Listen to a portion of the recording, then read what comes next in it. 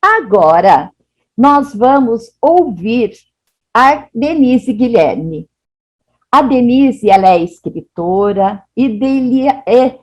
idealizadora da Taba, que é uma empresa especializada em curadoria de livros infantis e juvenis, com foco na formação de leitores. Foi jurada do Prêmio Jabuti em 2019, na categoria de livro infantil, do Prêmio Sesc Literatura Infantil, e no mesmo ano, e do Prêmio Barca Vapor, das edições SM em 2020, mestre em educação. Ela é professora do curso de pós-graduação Literatura para Crianças e Jovens no Instituto Veracruz, em São Paulo. Ela atua como consultora e curadora da leitura para diferentes organizações. Ela vai nos presentear com o tema sobre ser menino ou menina na literatura para as crianças, uma breve leitura crítica sobre essa história. Denise, o grupo é todo seu e obrigada por você estar com a gente. Obrigada, Maura. Bom dia a todas, a todos. Obrigada pelo convite, a toda a equipe do SEDAC para estar aqui nessa conversa com vocês hoje. Eu deixei para falar sobre a fala do Iverson, né, e do Natan, não, o Iverson Natan é o sobrenome do Natan, cadê o outro menino que está na minha tela? É o Ramon, isso. Do Iverson e do Ramon aqui agora, para aproveitar já o meu tempo de fala com vocês. Também fiquei super mexida, emocionada, vi a Patrícia com o lencinho ali, eu também aqui. Muito potente esse trabalho, muito bom ver o registro de uma fala com essa lucidez, né, que é tão importante para a gente ver também com os olhos de outro. Eu vou falar de literatura para criança, de literatura de um modo geral. Eu acredito muito que literatura é sempre janela e espelho, é uma possibilidade da gente se reconhecer, mas também de olhar para fora, né, de olhar para fora e sonhar, como diz um ditado, e olhar para dentro e despertar. Então, que a gente possa sempre fazer esses dois movimentos dentro do nosso trabalho como educador. E eu escolhi eu recebi esse convite da Sandra para falar sobre esse tema, ainda brinquei, Sandra, eu não parei ainda para pensar muito sobre essa questão. No meu trabalho com a Taba, isso é uma questão. A diversidade é um pilar, diversidade de autores, de autoras, né, de editoras, de projeto gráfico, de técnica de ilustração, a questão da representatividade. A gente tem, inclusive, um gap na nossa equipe, que a gente tem uma equipe formada só por mulheres e por mulheres brancas, isso vem sendo já uma questão discutida dentro do nosso grupo, sobre a necessidade da gente trazer mais diversidade para a equipe, porque não faz sentido a gente ficar selecionando livro que a gente considera diverso se o nosso próprio corpo, né, de composição da equipe não é diverso, né. A gente vem um pouco também nessas conversas, e hoje eu vou falar com vocês sobre ser menino e ser menina, que foi aí um desafio que a Sandra me trouxe com bastante, né, agradeço muito o convite para poder olhar para essa questão. A gente vem falando muito sobre representatividade na literatura para as crianças, né, hoje se fala muito sobre a literatura que tenha uma representatividade afro-brasileira, que a gente tenha uma literatura indígena, e tem algumas questões que também estão que vão também nessa linha da representatividade, que é a questão de ser menino ou ser menina na literatura para crianças. Hoje, ainda hoje, né, a maior parte das pessoas, dos adultos, que chegam numa livraria, quando vão perguntar sobre um livro, perguntam se querem um livro para uma criança de determinada idade, e aí é comum que o vendedor pergunte, é menino ou menina? E aí, dependendo da resposta da quem está procurando aquele livro, ele vai receber determinadas recomendações de uma literatura e não de outra, né? E isso faz a gente pensar muito sobre o lugar em que a gente coloca as questões de gênero, e é curioso porque quando a gente fala na Taba que a gente seleciona livro com diversidade de gêneros, eu já recebi e-mails de famílias dizendo, olha, eu não quero nada que discuta a questão de gênero na literatura.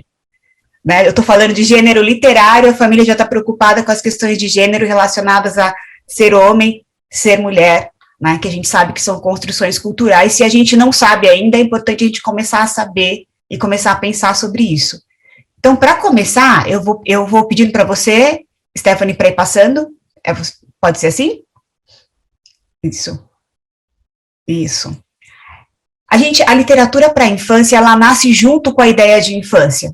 Parece estranho dizer isso, mas a gente não tinha, as crianças, durante muito tempo, foram só vistas como adultos em miniatura, que estavam ali só esperando crescer e integrar aquela vida do coletivo. Com o surgimento das cidades, né, a gente começa a ter uma separação da vida adulta da vida das crianças. E aí a gente começa a ter também essa ideia de infância.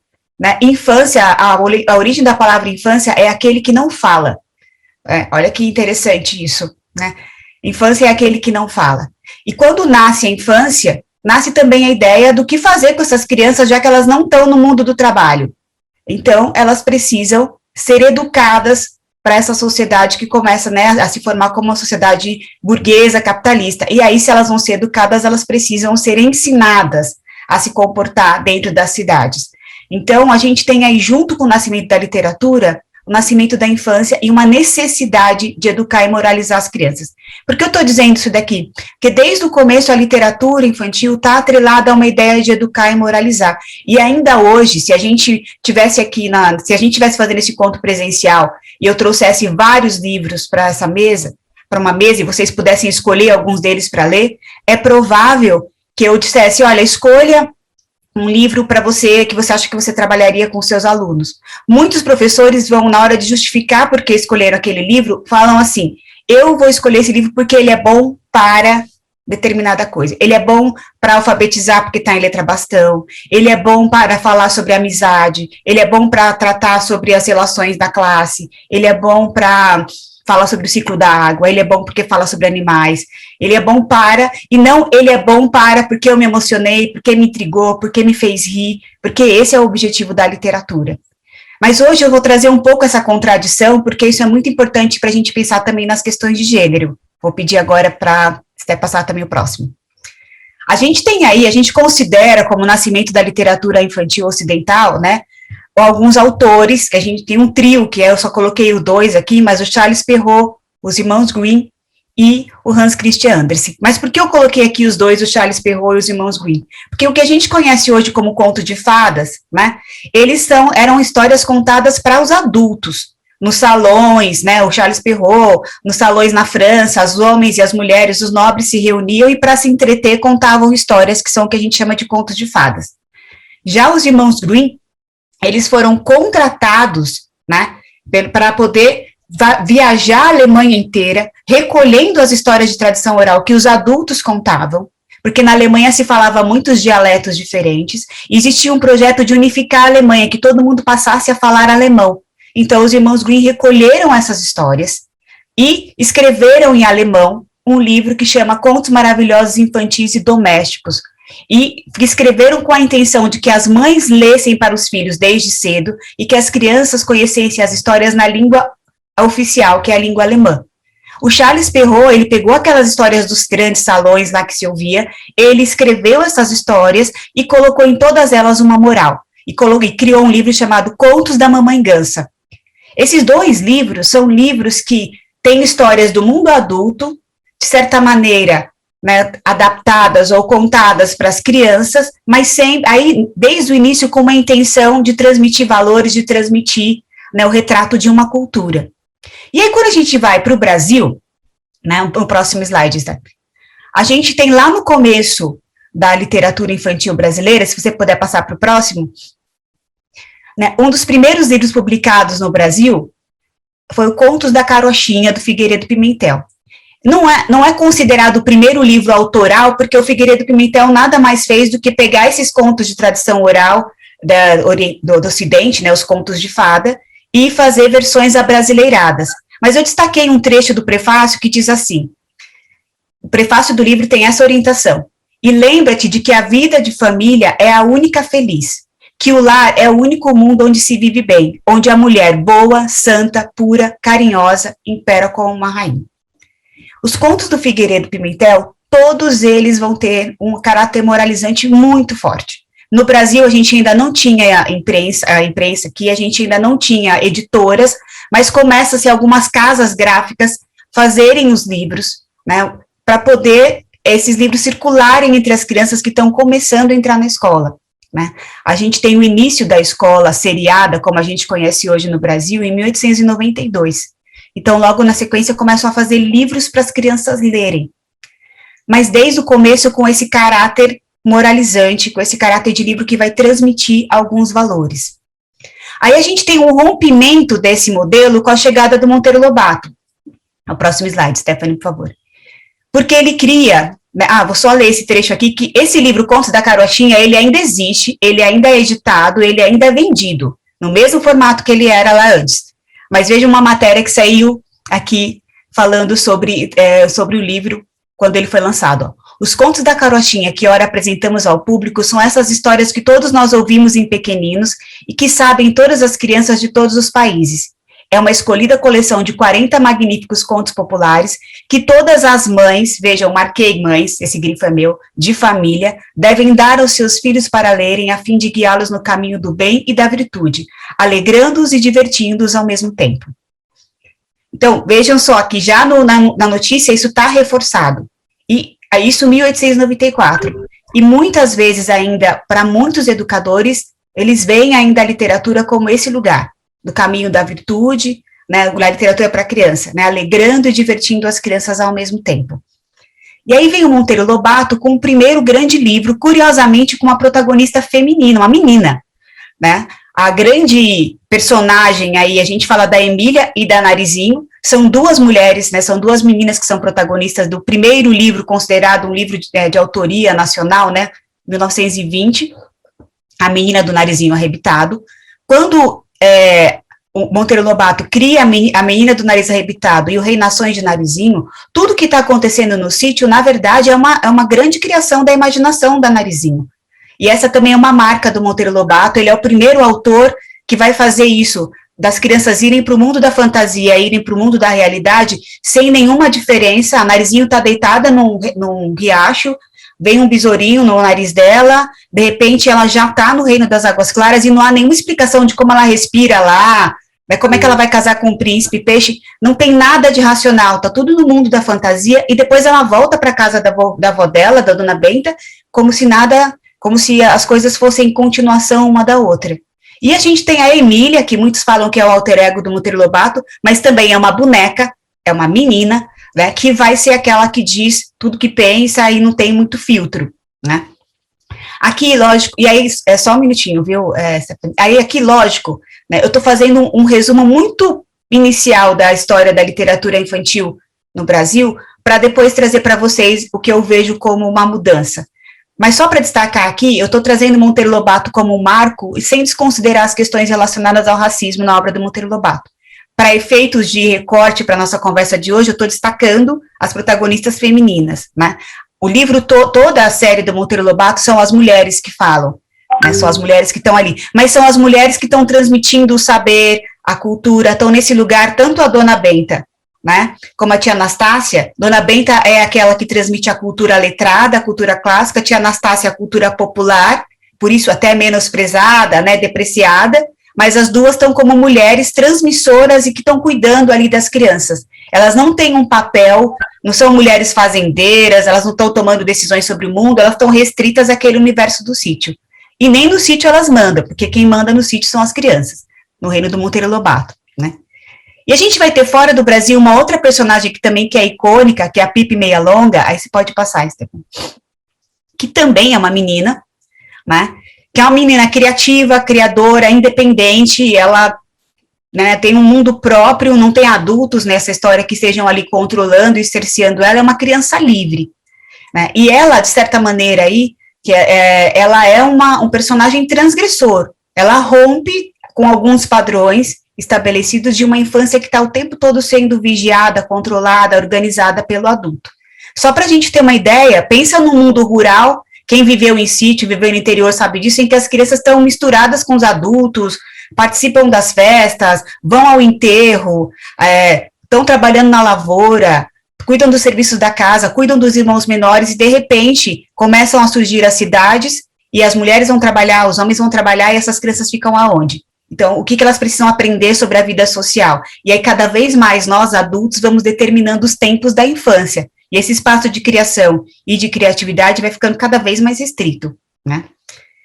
Se, por um lado, as meninas nos primeiros livros estão nesse lugar de destaque, de serem livres, de serem imaginativas, a gente vai ter também na literatura brasileira a figura do menino, e aí vou pedir para a Stephanie colocar no próximo, né?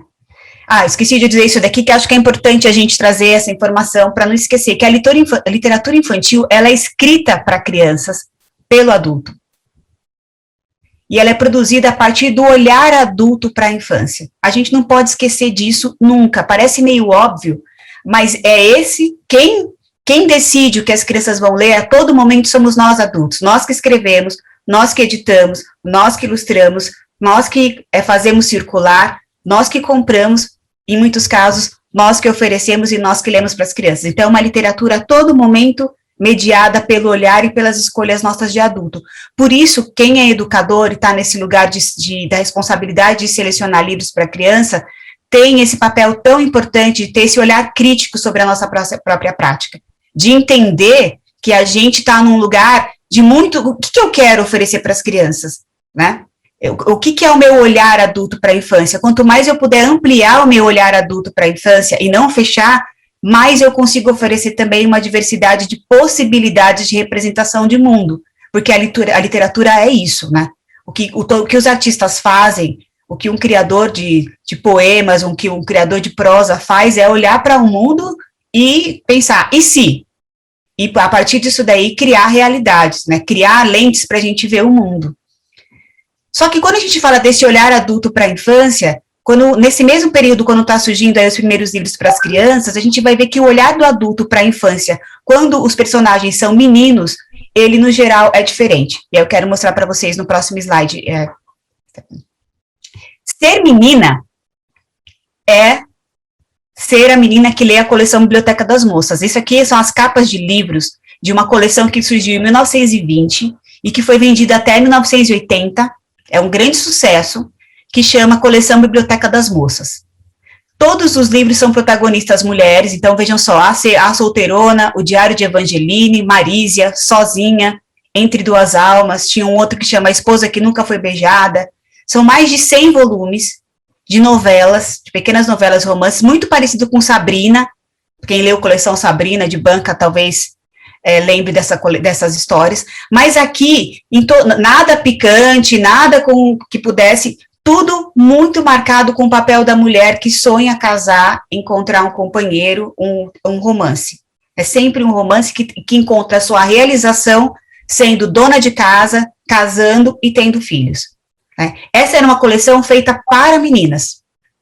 Por outro lado, se a gente olhar a coleção feita para meninos, aí eu pedi para a Stephanie mostrar uma outra, a gente tem a coleção Terra Mariar, que era uma coleção que foi lançada em 1933, só de novelas de aventura. Então, a gente tem aí A Ilha do Tesouro, O Último dos Moicanos, que são alguns que talvez algumas pessoas daqui conheçam, A Caça ao Leviatã, A Destruição de Atlântida, As Maravilhosas Aventuras do Capitão Corcoran, todos eles com muita aventura, com homens como protagonistas, no lugar de resolver os problemas, saindo, se a mulher tem que ficar em casa e cuidar das crianças, e esperar o marido ou o príncipe encantado, o homem sai para viver aventuras, correr perigos e voltar como um herói. É o que essas duas coleções trazem para a gente sobre ser menino, sobre ser menina. Essas duas coleções, elas eram dirigidas aí ao que a gente pensa da literatura juvenil, né, aos leitores juvenis, as crianças um pouco maiores, né? E quando os livros vão para as crianças um pouco menores, aí a gente tem uma representação de infância, acho legal, Stephanie, você colocar a próxima,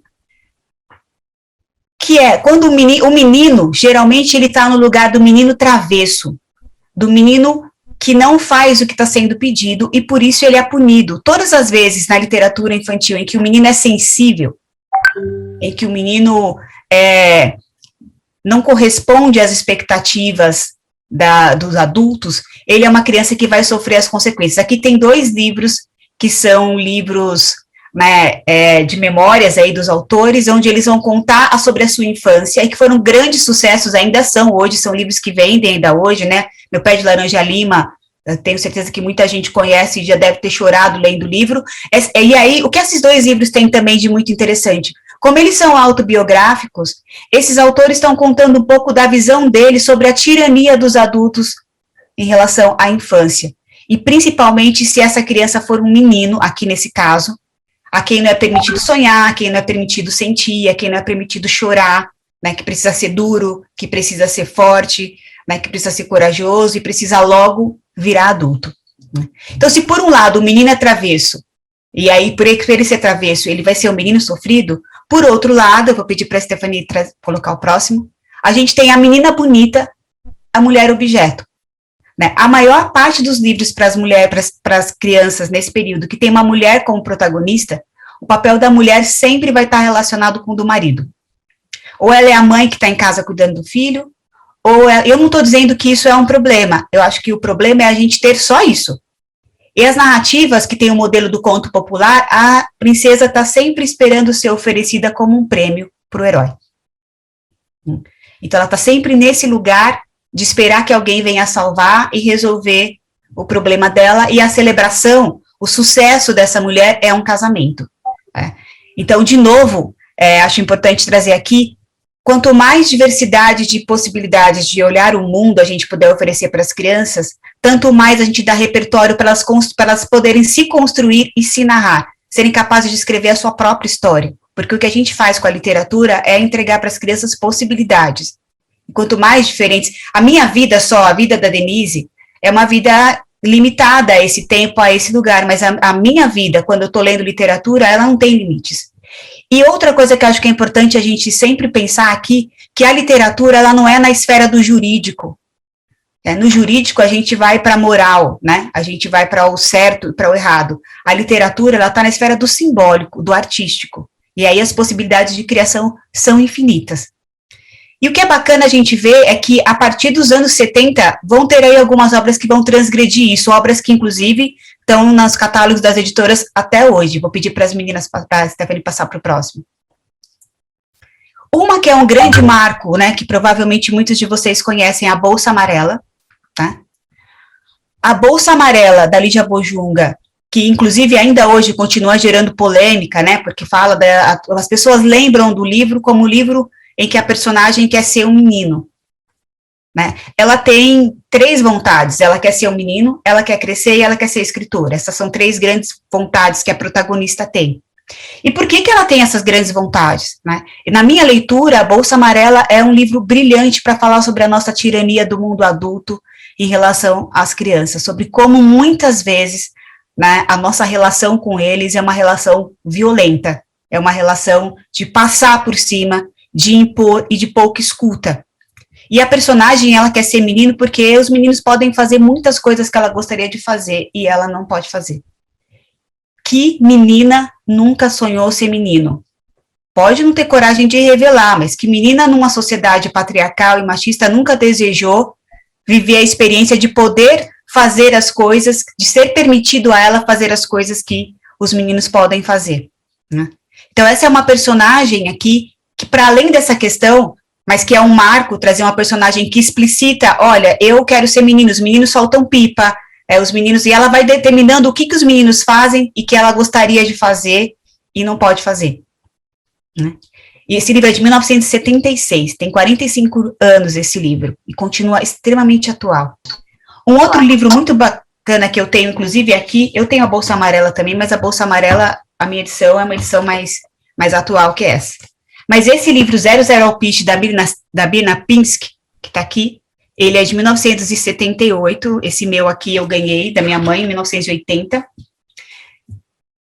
Esse livro, 00 Alpiste, o personagem, que é o Daniel, que é inspirado no filho da Birna Pinsky, ele é um menino que vai martelar uma moldura no banheiro, numa parede, vai dar uma martelada num prego, e o prego bate no dedo dele, e ele sente uma dor muito grande, e ele não chora. E ele sai correndo, porque ele não quer deixar a lágrima cair, mas ele não aguenta, e quando as lágrimas caem, ele percebe que, na verdade, ele começa a chorar, né? Começa a chorar, e as lágrimas caem no chão, e essas lágrimas, elas vão começar a cair na terra e dão origem a uma flor, que ele dá o nome de Dorita. E ele tem uma conversa com a Dorita, Porque ele fala para Dorita, mas quem é você? E ela fala, eu sou a flor que nasceu daquelas suas lágrimas. E ele fala, mas eu ouvi dizer que o homem não chora. E essa frase é constantemente dita, especialmente para os meninos, para as crianças também, né? Engole esse choro, homem não chora, né? E a Dorita tem um diálogo muito interessante com ele, dizendo que quando a dor está muito grande, ela começa no dedo, que foi onde ele machucou, e ela vai passando para o corpo e ela precisa sair de algum jeito. E que as lágrimas são um jeito de sair a dor. E que todo mundo chora. Né? Um outro livro que vai trazer uma inversão é essa história meio ao contrário da Ana Maria Machado. Aí ele está com a capa antiga, né? Hoje ele tem uma edição com uma capa diferente, essa é a edição inicial. Ele, como a própria história já diz, é uma história meio ao contrário. E, por ser meio ao contrário também, ela termina com um príncipe e uma princesa não querendo casar. Inclusive, a princesa e a pastora, que é um personagem importante dessa história, as duas decidem viajar e nenhuma delas quer casar. Nenhuma delas quer terminar com o príncipe. São elas que resolvem o problema central da história e elas resolvem também seguir a vida adiante e sem necessariamente terminar a história querendo casar com alguém. Outro livro que tem aqui, O 12 Reis e a Moça no Labirinto do Vento, da Marina Colasanti, tem um conto desse livro, tem vários, mas vou destacar dois aqui. O próprio conto 12 Reis e a Moça no Labirinto do Vento, a princesa decide que ela vai construir um labirinto no vento e só quem passar naquele labirinto é que vai conseguir se casar com ela. O desafio é a princesa que decide qual é o desafio. É ela que decide que tipo de homem ela quer que terá que case com ela e é quem venceu o labirinto do vento. Também é uma inversão. E nesse livro está o conto da Marina Colasanti chamado A Moça Tecelã, que talvez algumas de vocês conheçam, que é uma moça que tem o dom de tecer, e quando ela tece o tapete, vai construindo realidades, e ela sente sozinha e tece um homem, e esse homem começa a pedir para ela tecer um castelo, para ela tecer comida, para ela tecer empregados, e ela vai tecendo e não consegue parar de tecer, até o momento em que ela começa a desfazer o tapete que ela teceu e fazer todo mundo desaparecer, inclusive o marido que ela construiu. Que é a história mais, né, poderosa do que essa, em termos de protagonismo de uma personagem feminina, eu acho isso genial. E por último, um exemplo para trazer aqui da Silvertoft, que ela tem um livro chamado Evelina e o Princês, em que a princesa decide não casar. Ela passa por toda uma aventura, ela encontra o princeso, mas o princeso pede ela em casamento e ela diz que ela não quer casar, ela quer continuar cuidando lá das ovelhas e ela resolve seguir um caminho completamente diferente do caminho estabelecido para as princesas.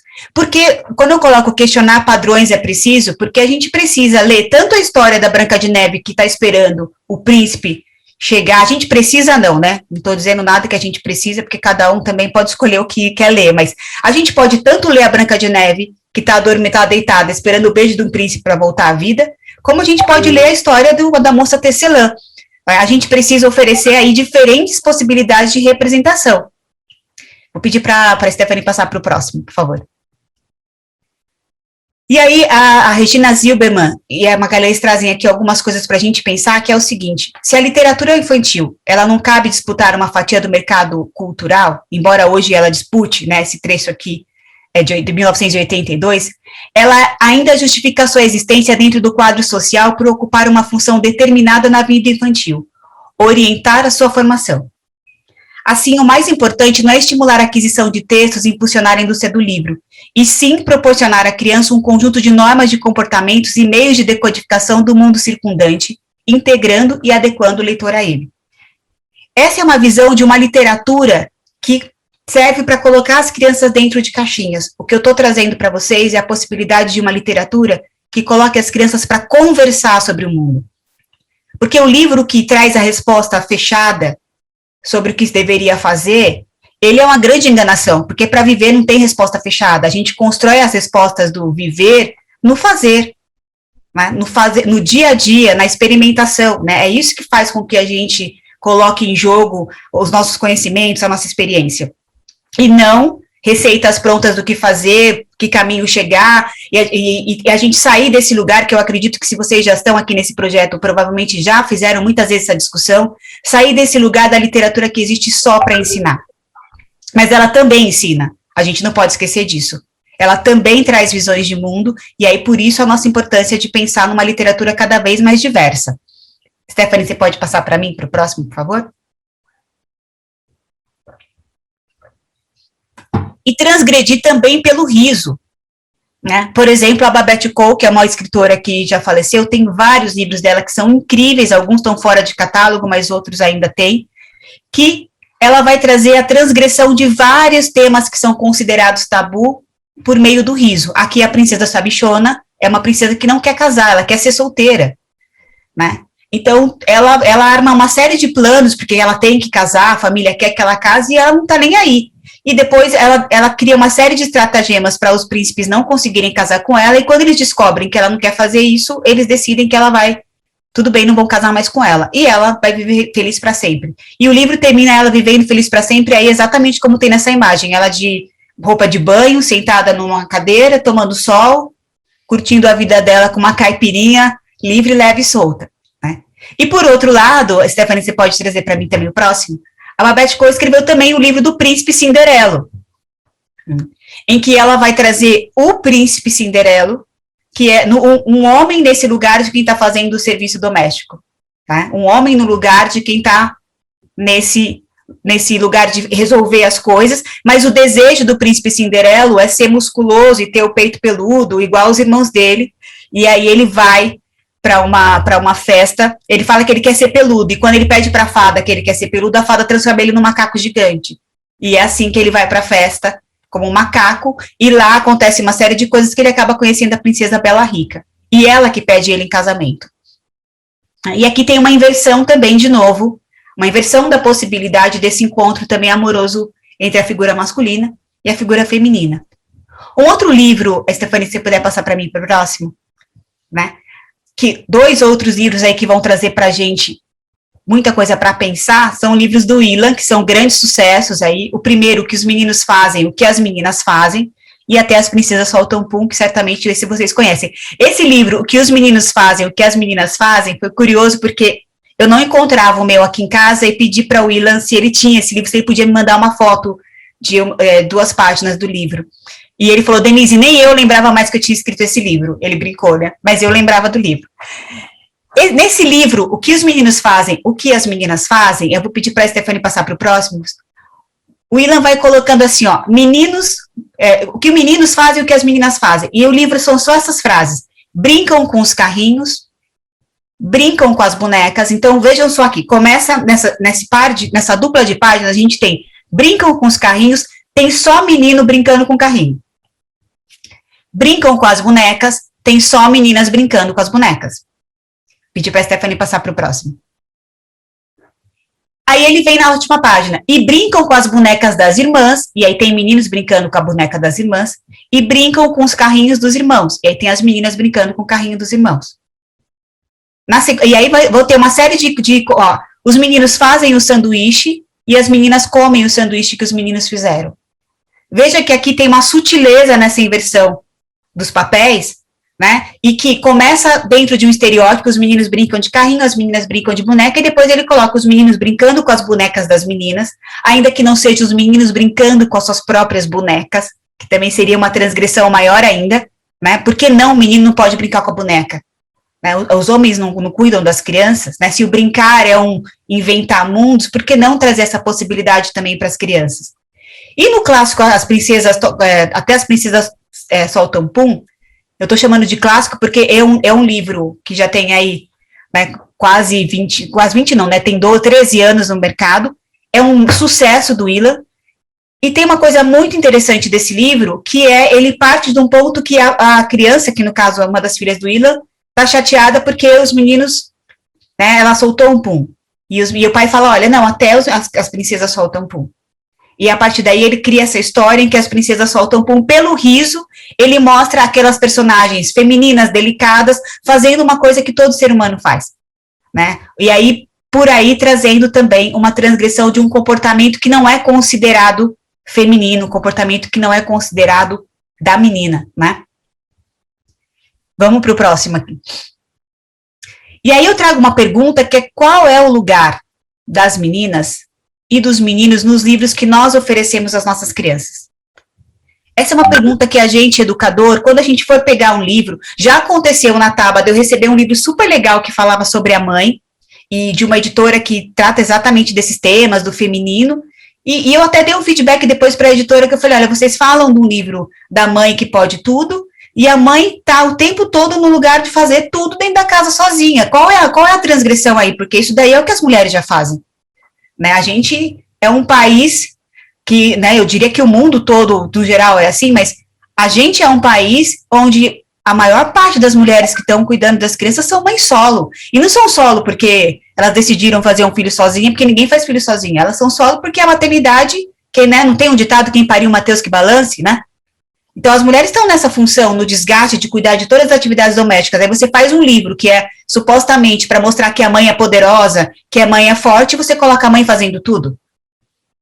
Então, isso é ser poderoso, isso é ser forte, ou isso é ser sobrecarregado? Ou isso é ser explorado?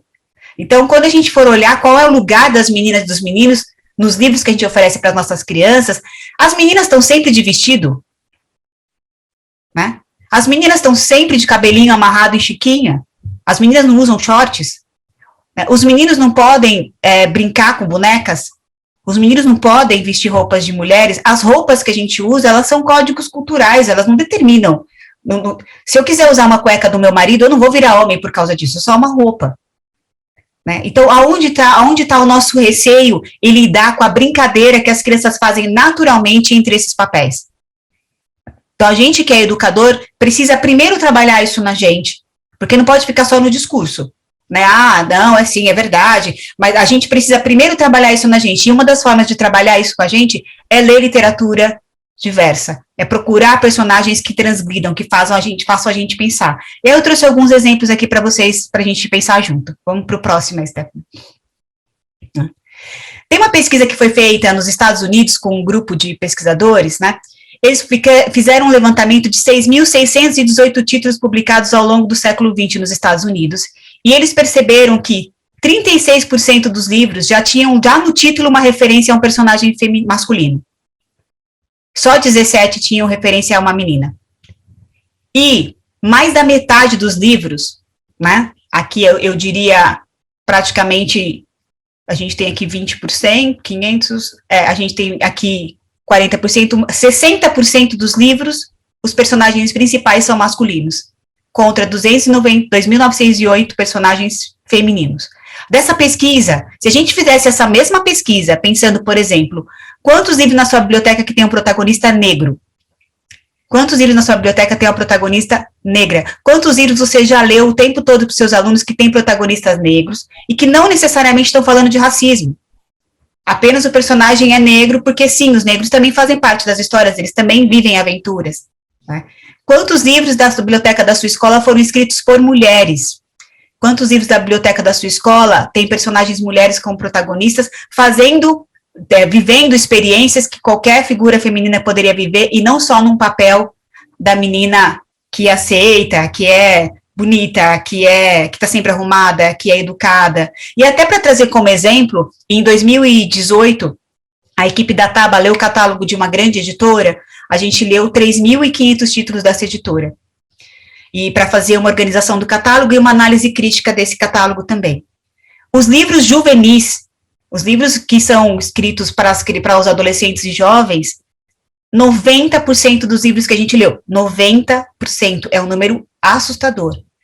90%, os protagonistas, quando elas são meninas, elas estão no lugar, sempre desse lugar da emoção, no lugar, e quando elas não são protagonistas, elas são meninas que estão sempre à sombra do menino, ou ela é a namoradinha do personagem principal, ou se ela é protagonista, ela está procurando um namorado. E livros em que tinha preconceito em relação às pessoas gordas, preconceito, às mulheres negras sempre no papel de empregadas, e livros que continuam sendo editados e publicados. Então, assim, se vai continuar publicando esse livro, foi a nossa recomendação, que vocês façam uma nota, dizendo que esse livro tem questões que hoje são consideradas, mas precisa avisar essa informação no início do livro. E decidir também, vale a pena continuar fazendo circular obras que reforçam estereótipos ou ideias que a gente gostaria de começar a questionar? E aí, pensando nisso, vamos para o próximo, Stephanie, por favor. Né?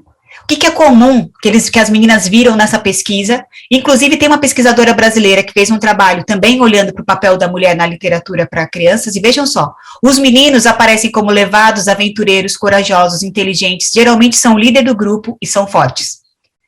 Os homens, nas histórias, eles trabalham fora, eles são a figura de autoridade, eles não participam das tarefas domésticas e eles são fortes. Eu costumo assistir filme com os meus filhos e eu pergunto para eles assim, o dia que a gente assistir um filme em que a mulher acordar, filme norte-americano, que a mulher acordar, descer na cozinha e o marido tiver feito o café, e não o contrário, que ele acorda e a mulher está servindo o café, a torrada para as crianças, a gente vai começar a pensar que as coisas estão mudando. Eu assisto o filme com meus filhos e pergunto para eles, tenta lembrar um filme em que a garota mais bonita da escola era negra. Não tem nenhum. No repertório dos meus filhos não tem nenhum filme para a infância que a garota que todos os adolescentes querem namorar e que é aquela que todo mundo admira, seja negra. Isso é um problema. Isso cria ideias, isso cria repertório, isso cria imagens de mundo. As meninas no livro são obedientes, são tranquilas, geralmente tem um atributo, quando vai falar da personagem feminina, ela é bonita, e ela é parte do grupo, mas ela não é a líder do grupo, e geralmente ela é sensível. E a mulher trabalha em casa, ela é mais flexível, ela cuida da casa, e ela geralmente é empática. Ela que está sempre no lugar de escutar a criança, quando a criança tem uma questão, um problema, é com a mãe que o personagem conversa. E se, aí, Stephanie, vamos para as possibilidades. Pedir para você passar para o próximo. Os livros infantis fornecem mensagens sobre o certo e o errado, o belo e o feio. Os livros infantis, eles são a celebração e a reafirmação dos esquemas dominantes de valores, significados e expectativas culturais compartilhadas. Se eles são a celebração e a reafirmação, se eles passam mensagens sobre o certo e o errado, o belo e o feio, a gente precisa trazer diversidade de possibilidades. E aí eu trouxe algumas para mostrar para vocês. Vamos lá, meninas. Sim, os meninos podem ser sensíveis. Nesse livro da Sônia Rosa, no menino Nito, o personagem, ele chora por tudo. E o pai dele reclama o tempo todo porque ele chora e fala que menino chorão, para de chorar, menino não chora. Né? E ele é um menino sensível. Né? E aí, então, ele vai ter uma conversa com o avô, e o avô é a figura que diz para ele que sim, que os homens choram. Então, vejam, aí, de novo, a figura que vai autorizar essa criança, esse homem, a demonstrar o sentimento, aqui, nesse caso, é uma figura masculina, o que é super importante. Que seja um homem que diga para outro homem que pode chorar. Que o menino veja o pai chorando, o vô chorando, se emocionando, pode ser primeiro no livro, quem sabe um dia ele possa ver isso também na casa dele. Né? Vamos para o próximo? Esse outro livro, né, o livro chama O Menino Perfeito.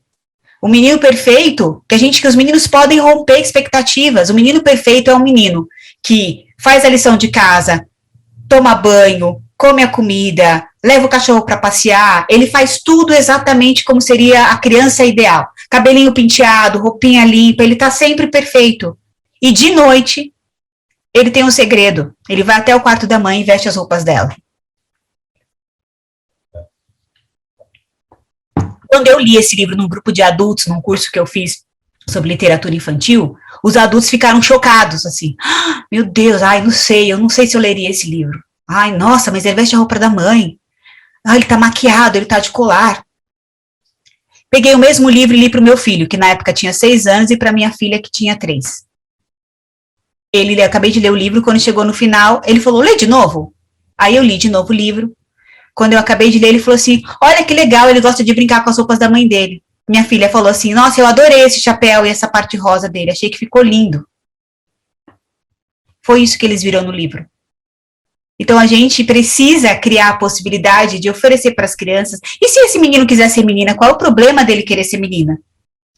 Se ele quiser viver o papel de menina, e de poder vestir uma roupa de mulher, de poder fantasiar estar num outro lugar, qual é o problema de experimentar isso? Pode ser um problema para mim, Denise, na minha família eu acho isso um tabu, isso daí é uma coisa que eu acho que está errada, não pode ser assim. Porque eu acho que não pode ser assim, não significa que não possa ser. Porque o nosso ponto de vista é só a vista de um ponto.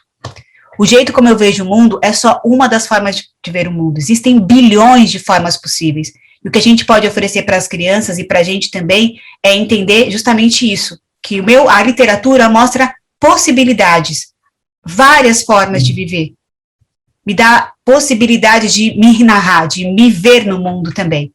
E aí trago um outro livro mais contemporâneo, pode passar, A Princesa Kevin, que saiu ano passado, que é esse menino que tem uma festa fantasia na escola e ele quer vestir uma roupa de princesa. E ele vai vestir a roupa de princesa. E quando ele chega na escola, ele é um tanto hostilizado pelos outros meninos porque ele tá com essa roupa. E ele vai com a roupa e depois ele procura algum menino para ser o par dele na brincadeira.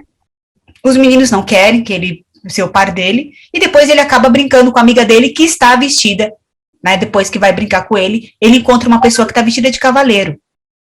E ele questiona por que as meninas não podem vestir fantasia de herói, de cowboy, de cavaleiro, e por que eu não posso vestir uma fantasia de princesa? Se na festa fantasia é brincar de ser outro, por que eu não posso ser o outro que eu quiser? Eu tenho que ser um outro dentro do papel que está estabelecido para mim. Se a grande brincadeira da festa fantasia é você experimentar outro papel, por que não? Tá? E um outro livro que vai aparecer aí também, pode ser, Stephanie, o próximo? O Julian é uma sereia, é um livro que saiu o ano passado. Julian é uma sereia. É um livro que saiu pela editora Boitatá, que é um menino que vai com a avó na natação e ele vê essas mulheres nadando com a avó dele, que ele acha elas lindas, o maiô, as roupas, as cores, e ele quer muito ser uma sereia. E aí, a avó, quando ele fala para a avó dele que ele quer ser uma sereia, a avó dele fantasia ele de sereia, eles vão junto pro carnaval, ele vestido de sereia. E tem essa imagem linda desse menino meio homem, meio peixe, esse ser meio dividido. Então, ter a possibilidade de genuinamente expressar aquilo que você deseja ser, livre de preconceito, livre do olhar do adulto, né, livre das nossas contradições, é algo extremamente libertador para as crianças. Mas será que se eu ler um livro, Julia é uma sereia, as crianças vão querer, os meninos vão querer ser meninas? Né? Nossa, o que as famílias vão dizer? Com certeza a gente vai enfrentar muitos problemas se a gente for apresentar esse tipo de literatura na escola. Né? Que é o que todo mundo, quando faz escolhas políticas, quando faz escolhas pensadas, vai enfrentar dificuldades. Mas se a gente não começar a abrir o nosso olhar para as possibilidades, a gente vai continuar oferecendo uma literatura amarrada, uma literatura fechada, uma literatura dentro dos mesmos estereótipos. E aí, para trazer um outro exemplo que eu acho muito bacana, o próximo livro, Os Meninos Podem Ser Tudo. Esse livro é um livro de uma autora norte-americana, que é muito legal. Ele é um menino, chama o Príncipe e a Costureira, ele é um príncipe que ele ama vestido. E ele quer muito, ele brinca de vestir essas roupas, e ele contrata uma costureira para fazer as roupas dele, e ele passa a ser a figura fashion mais importante do reino. Todo mundo copia as roupas dele, todo mundo quer saber o que ele veste, só que isso é um segredo. A costureira nunca vê ele, ela entrega os vestidos e não vê o príncipe. Quando ela descobre que essa figura é o príncipe, para ela tudo bem. Aí ela vai usar mais ainda nos vestidos. Mas e quando o pai do príncipe descobre que é ele, a personagem, a mulher que todo mundo no reino fala que se veste bem? Então, é muito interessante porque ele é descoberto como uma figura que está vestindo uma roupa de mulher. Por conta disso, ele apanha, por conta de alguns outros príncipes que vão lá e veem ele assim e apanham. Todo mundo descobre que é o príncipe vestido de mulher. Então é feito um desfile para apresentar algumas roupas, e quem vai desfilar com as roupas é o pai dele, e todos os soldados do reino com peito cabeludo, com vestido decotado, é uma forma que o pai dele encontra de mostrar que entendeu essa brincadeira dele. E esse menino vestido de menina, ele é apaixonado pela costureira. Vejam só aí uma outra inversão, esse é um livro mais juvenil, é o que traz uma outra possibilidade para a gente pensar esses papéis, ser homem, ser mulher. E sobre ser menina, trouxe alguns para a gente pensar aqui. Vamos lá, Stephanie, que eu estou de olho no meu tempo, viu, Sandra? Eu ia avisar isso, tem mais 5 minutinhos, tá? Vai dar sim. Vamos lá. Pode ser o próximo? Então, os livros, eles são parte desse processo de socialização e de identificação das crianças. Eles trazem estruturas cognitivas, eles organizam a percepção, eles guiam o jeito de ver o mundo. Então, por isso a gente precisa combater sempre mensagens culturais dominantes, incluindo aquelas que estão divulgadas pela maioria dos livros. E quando a gente pensa nas meninas, eu trouxe alguns exemplos aí para vocês também. Vamos para o próximo? As meninas podem ser aventureiras. A gente tem uma grande protagonista de livros para criança aqui no Brasil, que é a Pilar, que viaja para a Amazônia, para a Índia, né, para a África, para o Egito, e ela é a protagonista, né, ela tem um amigo, mas ela é a personagem principal. É ela que vai na aventura, é ela que viaja, é ela que enfrenta os perigos. Se a gente pensar em as meninas podem ser aventureiras, vou pedir para passar para o próximo. As meninas podem questionar padrões. Esse livro maravilhoso, a história de Júlia e sua sombra de menino, que eu fiz uma campanha muito grande para esse livro ser reeditado. Essa menina, a mãe está sempre no livro dizendo para ela que ela não está dentro do padrão, que ela está com o cabelo bagunçado, por que ela estuda calçando patins, por que ela não... E aí, quando a menina, ela fala, você tá suja, você não se arruma. E aí, essa sequência de ilustrações aqui, ela é de uma força, porque a mãe tá falando tudo que a menina não é. E aí, quando a menina aparece assim, desse jeitinho, que tá aqui no canto vermelhinho, né, toda bonitinha, a mãe vai dizer assim, agora sim, você está linda, minha querida. Agora sim, reconheço você. E a Júlia tem que estar enquadrada nesse padrão. Até que um dia aparece uma sombra, que é uma sombra de menino. E a Júlia vai contar para a mãe diz que é uma ideia da cabeça dela. Mas a Júlia vai vendo que a sombra faz tudo aquilo que ela quer fazer também. E ela encontra um menino no parque, até que ela encontra um menino no parque que diz que ele chora muito, que a família dele diz que menino não pode ser sensível. E ela diz assim, olha como se cada um de nós estivéssemos presos em um vidro. Ele fala, como palmitos em conserva? Ela responde, sim, como palmitos em conserva. Num vidro, os palme-garotos, em outro, as palme-meninas. E ninguém sabe onde colocar os garo-meninas. Eu penso que, se quisermos, podemos ser os dois ao mesmo tempo. Eu não ligo para o rótulos, é um direito nosso. Você acha mesmo? É claro que sim. Vamos próximo? As meninas podem contar suas histórias, e aí eu trago um livro aqui da Jaridia Arraes, que ela fez um livro que chama Heroínas Negras Brasileiras em 15 Cordéis, onde ela vai recuperar 15 heroínas negras, algumas já conhecidas, outras nem tanto, quer dizer, vejam aqui, né, as mulheres negras podem ser, sim, heroínas, podem estar no lugar de protagonismo, podem, inclusive, ser autoras dos livros que contam as suas próprias histórias. Né? Por que não? Vamos para o próximo? E elas podem ser o que elas quiserem. A gente tem aí uma onda de livros que vem trazendo as histórias de mulheres que ocuparam lugar de destaques. A gente tem esse Extraordinárias, Mulheres que Revolucionaram o Brasil, tem o ABC delas, que conta também aí, é um abecedário, cada letra traz uma mulher que ocupou algum lugar de destaque na função que ela exerce. Né? Eu trouxe aqui alguns exemplos, só para mostrar o quanto a gente que está escolhendo o livro precisa ampliar o nosso olhar aqui. O que eu quero dizer é, você não precisa ler todos esses livros com seus alunos, mas você precisa conhecer. Você precisa, pouco a pouco, se sentir preparado para tratar desses temas com as crianças. Porque a maior barreira não está nas crianças, a maior barreira está na gente, adulto. Será que eu estou aberto? Será que eu estou disponível para as perguntas que vão vir a partir dessa leitura?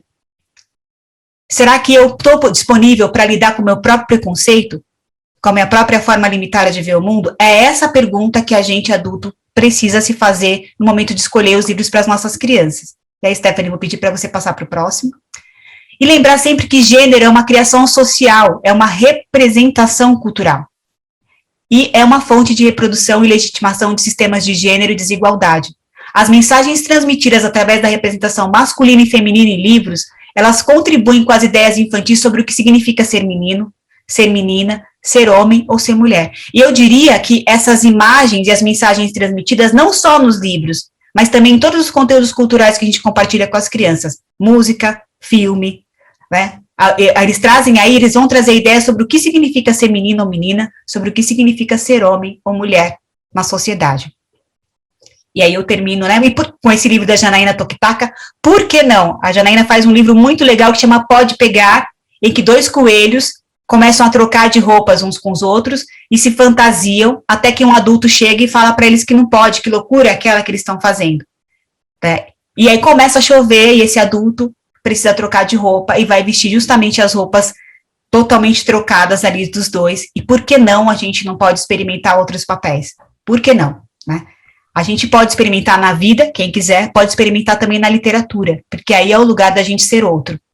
E por fim, para a gente acabar aqui a nossa conversa, Stephanie, vou pedir para você, eu deixo essa pergunta para vocês pensarem na seleção de vocês. Qual o lugar das meninas e dos meninos, eu diria, das mulheres e dos homens nas leituras que você faz para os seus filhos, para os seus alunos, né, nas suas escolas, nas suas redes, nos acervos que você compra, nas seleções que você realiza e nas literaturas que a gente oferece. Obrigada, gente. Ó, deu o meu tempo, hein? Gente, obrigada. Obrigada. Obrigada. Alguém levantou a mão quando você estava falando? Queria fazer alguma pergunta? Eu não estou vendo aqui.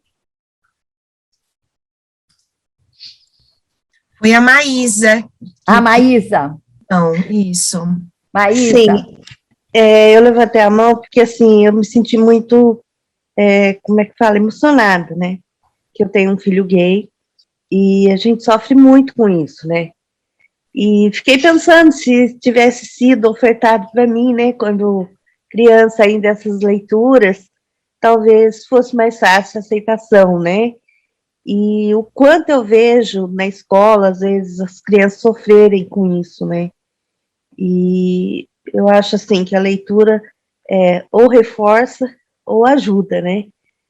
A questão dessa, como é que fala? Tá fugindo até as palavras, estou emocionada que eu fiquei com a fala dela.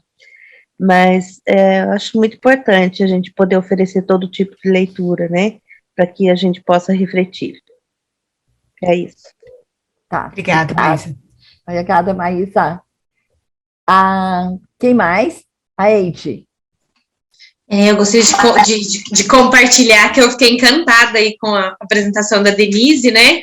Tem o meu filho aqui comigo do ladinho, nos bastidores, que também, a hora que ela começou a contar as histórias, que ele já chamou a atenção dele, e aí ele comentando aqui comigo, não, que menino também pode brincar com coisas de menina, e que não sei o quê, então assim, Denise, eu acho que é esse o caminho mesmo, né, a gente está apresentando essa diversidade de livros aí, que eu mesmo já fiquei curiosa com vários livros aí para procurar para fazer a leitura, e que, assim, isso realmente chama muito a atenção das crianças, né? Meu filho tem 8 anos, ele está no processo de alfabetização, agora está lendo, né? Então, ele estava ali lendo as capas dos livros, encantado com as apresentações. Acho que isso é muito bacana para nós, quanto educadores, né? A gente ampliar o nosso horizonte com essa questão de diversidade de gêneros, de raça, né? São tabus dentro da escola, e que quando nós estudávamos também, a gente não teve acesso a essas literaturas, né, e que hoje estão aí muito presentes, e que são oportunidades, a gente também está conversando com os nossos alunos, para, como a Maísa comentou, essa questão aí, né, de preconceito, para a gente chegar ali mais para frente na nossa sociedade e não ter tanto preconceito com algumas questões, né, eu acho que a gente começa ali na sementinha dos pequenos mesmo, para trabalhar isso. Sim. Muito, muito bacana, muito legal, gostei muito da sua apresentação. Obrigada, Eide. E acho que, só para complementar também uma questão que eu acho que é importante, a gente, como mediador, como educador, a gente não precisa ter todas as respostas. A gente está no lugar de quem está junto com as crianças fazendo as perguntas e construindo um percurso. Porque quando a gente vai para a mediação, às vezes o educador tem a expectativa de que se a criança fizer uma pergunta, né, e agora, né, o que eu faço? Será que menino não pode brincar de boneca? Uma criança pode dizer, na minha casa meu pai fala que criança não pode, menino não pode brincar de boneca. Meu pai não deixa eu brincar com a boneca. E aí? Né? O que a gente faz com uma pergunta, com um comentário como esse? Na sua casa é assim? Nossa, a casa de alguém também é assim? Tem alguém que a casa é diferente? A resposta não precisa estar comigo, para eu dizer, nossa, mas seu pai está errado. O pai dele não está errado, o pai dele está só reproduzindo o que ele aprendeu como certo ou errado. Ele está só reproduzindo uma história que contaram para ele. Não é a gente que tem que dar as respostas, é no diálogo que a gente constrói essa conversa. E não precisa terminar a leitura do livro todo mundo tendo chegado a um consenso. Sim, todos nós entendemos que é importante que as crianças... Não, a gente não precisa. Pode haver dissenso. O que a literatura tem que fazer é tirar a gente do lugar. A arte tira a gente do lugar de conforto. Faz a gente pensar. As conclusões e o caminho a que cada um vai chegar é de cada um. Porque se a gente for para essa literatura querendo dar uma resposta certa sobre o mundo, a gente vai fazer o caminho inverso para um outro lugar. A gente só vai doutrinar para um outro caminho, e não é esse o caminho. O caminho existem possibilidades, a gente precisa conhecê-las, né?